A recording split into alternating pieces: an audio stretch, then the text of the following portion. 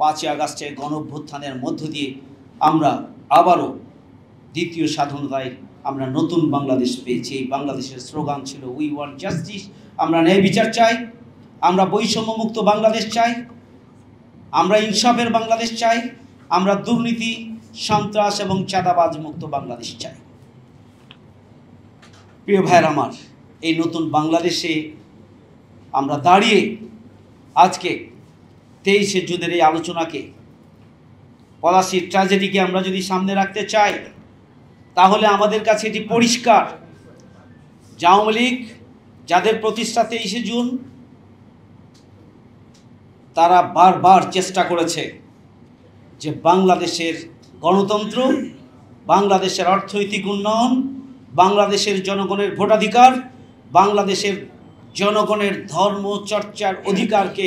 পদদলিত করে এই রাষ্ট্রটির স্বাধীনতা, সার্বভৌমত্বের যে প্রাণ শক্তি,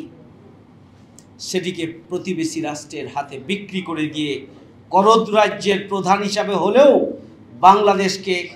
আমৃত্যু নিজেদের তত্ত্বাবধানে রাখার যে চক্রান্ত ষড়যন্ত্র করেছে, সেই চক্রান্ত ষড়যন্ত্র তাদের নস্যাৎ হয়ে গিয়েছে 2024 সালের 5ই অগাস্টের গণ অভ্যুত্থানের মধ্য দিয়ে। আওয়ামী লীগ বারবার সেটি চেষ্টা করেছে। আওয়ামী লীগ যতবার ক্ষমতায় এসেছে ততবারই প্রতিবেশী রাষ্ট্রকে খুশি করার জন্য প্রয়োজন হলে আমাদের রাষ্ট্রটিকে বিক্রি করে দিবে, প্রয়োজন হলে রাষ্ট্রের সবটুকু দিয়ে দিবে, প্রয়োজন হলে তারা ভূখণ্ডের একটা অংশও দিয়ে দেবে,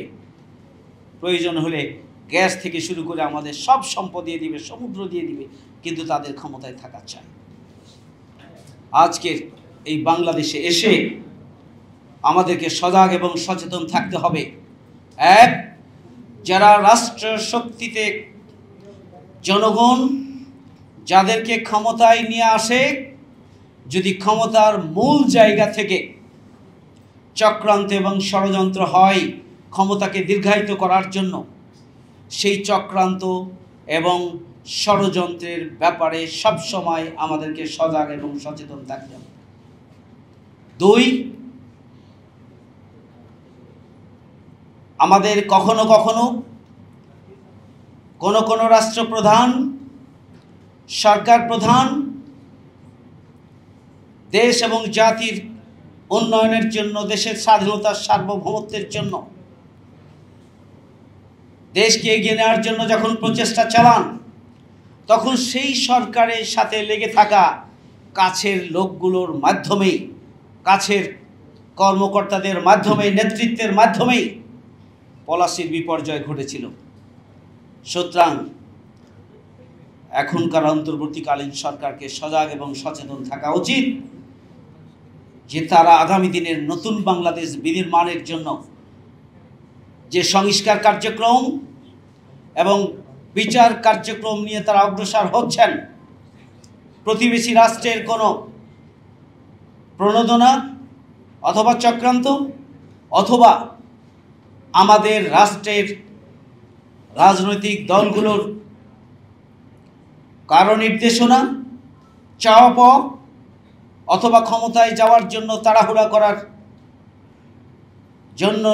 অতি দ্রুত নির্বাচনের ক্ষেত্র প্রস্তুত করা, অথবা ফ্যাসিবাদের দোসর যারা আমাদের প্রশাসন সর্বস্তরে যারা বসে আছে,